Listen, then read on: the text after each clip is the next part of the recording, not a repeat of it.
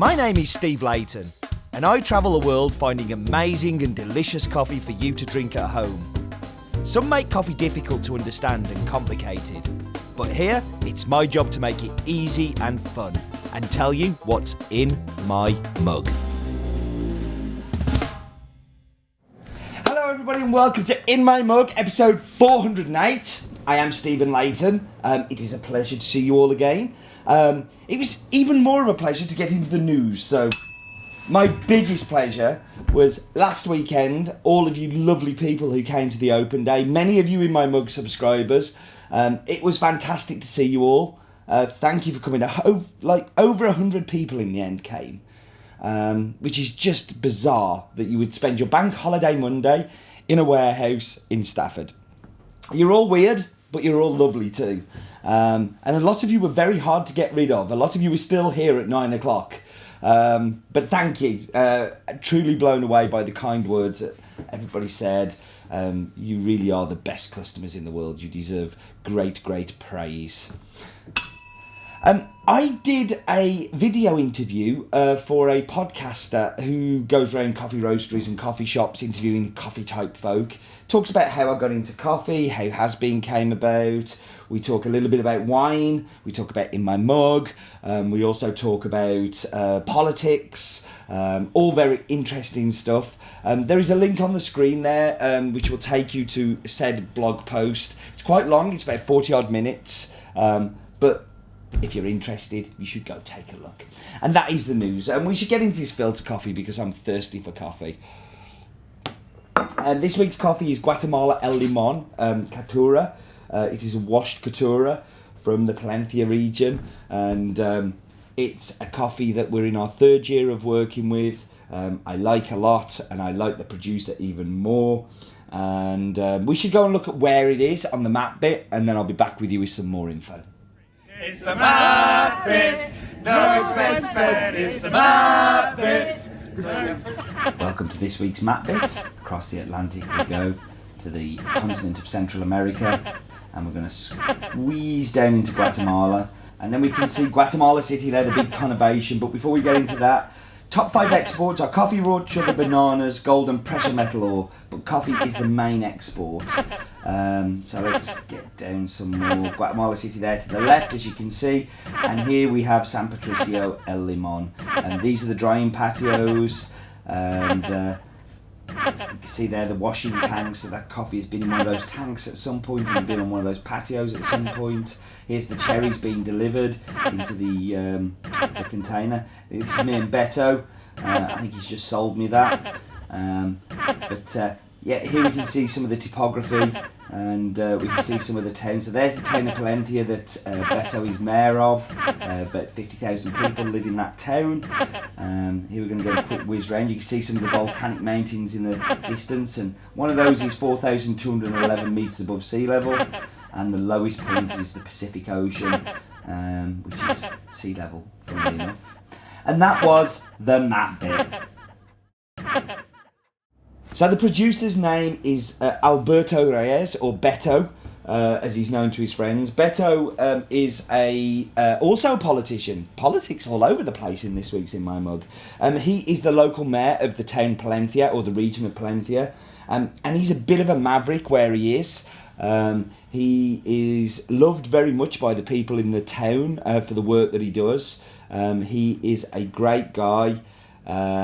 He works super hard at producing quality coffee, which is unusual for this region. So Anna Cafe, which is the organising government organisation for coffee, puts regions in. So you've got like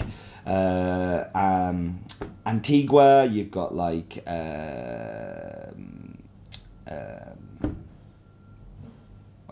Coban.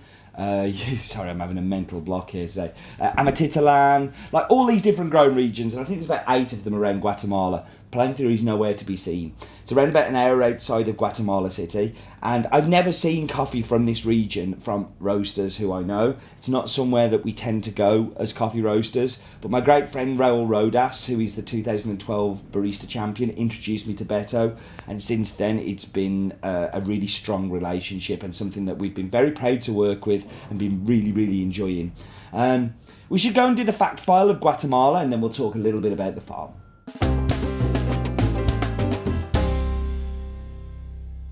So here we are on another fact file and another Central American coffee. But somewhere we haven't been for a little while. We're going to Guatemala. Guatemala, that little bit at the top is Belize. Guatemala is 1,889 square kilometres of land. So a relatively small country, but it is the 8th biggest coffee producer. That is good. Total coffee production is around about 4 million bags, which is like 240 metric tons. And common varietals, you'll find Bourbon, you'll find Caturra, you'll find Typica, but there is a lot of diversity as well. What else have we got? Coffee is grown between 500 and, it's not 5,000 metres above sea level, that's around about 2,200 metres above sea level. And we have 10 farms that we work with in Guatemala. And this week's is San Patricio El Limon. It is by Guadalupe Alberto Reyes. It's Caturra. It's grown around about 1,600 metres above sea level, the region of Palencia, near to the city of Guatemala. And that was the fact file. So the farm, it is, it's around about 1,600 metres above sea level, overlooks the town, has a range of varietals. You've got Pache, you've got Bourbon, you've got Pacamara, there's Catimor. There is real diversity in the varietal stock they have on the farm. Has its own water source at the very top of the farm as well that feeds a lot of the plants. Investing a lot in the mill. They've built bedrooms for the workers to sleep in. I'm going to have a sip of espresso. Just excuse me a second. Yeah, they've built accommodation for the workers to sleep in. They have built a tasting lab, which isn't quite finished yet, but it's something they're working on. And the farm is just really expanding, investing, and doing a great job. Beto Jr., who is Beto's son, funnily enough, he's also getting more and more and more involved in the farm, doing a great job, as is Beto's sister, and I can't remember her name, and that makes me a bad person. But also Beto Jr., who is Beto Jr.'s son. There's a lot of Betos. He goes to the farm with his dad, and his dad sends me pictures quite regularly of him and his son on the farm together. I don't know whether that's child labour or not, but he seems to be enjoying himself, so that's a good thing. So we should go through the coffees. And in the filter coffee, I get what I typically expect from this coffee, which is green apple, bright acidity, very clean, a little bit of milk chocolate, white sugar sweetness, very, very delicious. When I come to the espresso, it changes a little bit. And yes, that green apple is there, but it kind of goes in the background a little bit, and you get a little bit more. I'm going to finish this. Gooseberry and a little bit of rhubarb. And I know you're going to say that that's weird descriptors. In there, that is exactly what I'm getting. In here, we come back to the more traditional kind of smooth, kind of green apple, sweet, kind of balanced. And a lot of the acidity that's in here is neutralised by the milk. But all in all three, like you asked me to choose my favourite, I really would struggle because all three are equally delicious. They really are. And the milk, surprisingly, I'm saying equally delicious. That's a pretty big thing for me because I'm not into milk, but I'm kind of started to get into milk a little bit. I've been having lots of cappuccinos recently. Speaking of somebody that isn't into milk, let's go and hear Roland's Daft Fact of the Week.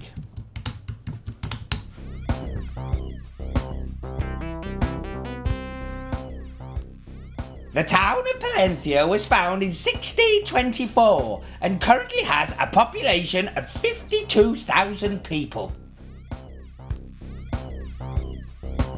Wow, Roland coming up with a relevant fact. Who knew? He's better in the computer than he was with the face, that's for sure. So, Hope you enjoyed last week's, by the way, in Carnarvon. I enjoyed recording it very much. While I was there, I recorded a monologue on Tamper Tantrum, and it became Tamper Tantrum episode number 61. You should go listen to it. Link on the screen now. Very proud of that. 25 minutes of me rambling on my own. But I hope you enjoy that. And do remember, life is definitely too short for bad coffee.